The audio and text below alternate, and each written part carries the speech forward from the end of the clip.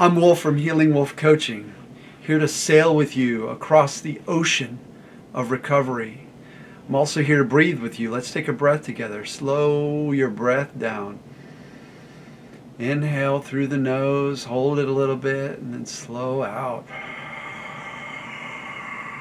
with a sigh. Let's do another one. Slow in and out, slow. Letting it all flow out. So you're here because you have been experiencing uncomfortable sensations. And you're working towards helping those sensations to fade by using your mind, by using your mindset. And in many cases, you've already prepared, as in another one of my videos, an evidence list of why these sensations are actually generated by unconscious mind, or their brain sensations, their neuronal pathways, if you want to look at it through that lens, more scientific, more material lens. But the one thing that is most beneficial once you realize that is to have this knowledge become a deeper knowing. Okay, you have knowledge from a book and you have wisdom from experience. So your evidence list generates some of that kind of wisdom. But a deeper knowing is almost like a belief, and the belief is based on lots of different factors coming in. So you might have your evidence list, you might be working with a coach, you might have read some great books like Back in Control by Dr. Hanscom, or The Way Out by Alan Gordon. You may have gotten all this knowledge, right? But the next thing that will happen is that knowledge will sink down into your heart, into the depths of your being and your unconscious mind. When I work with clients one-on-one, I work with their unconscious minds to get this knowledge deep, to accelerate that process. So you want that knowing that you're okay, that structurally, as Dr. Schubiner says, you're relatively healthy.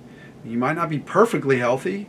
You might have a little glitch here and there. You might have a little something that you were born with or you developed that you deal with, that you see a medical professional for, but you're relatively healthy. Like, there's no impending issue. There's no alligator chewing on your leg, right? There's no earthquake happening at the moment in your world. And you have the basics of survival. You have water, you have food, and shelter. You have those basics. So when you have those in place, it's a lot easier, and you remind yourself of those, it's a lot easier to help that knowing, that knowledge sink down into knowing. And you get that knowing in your heart, and you know in your heart that you're okay.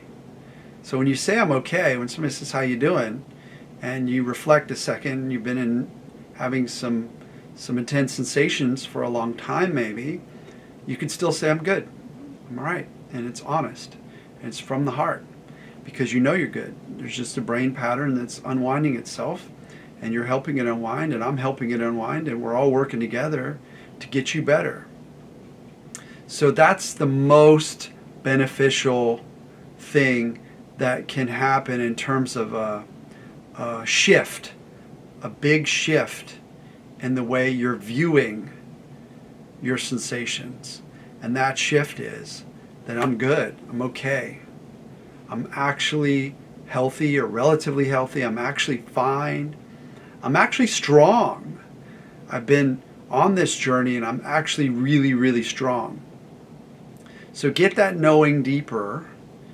Drop in the comments how you've been doing that. It might help someone else if you have a technique no one's heard of, or even a technique someone else hasn't yet tried.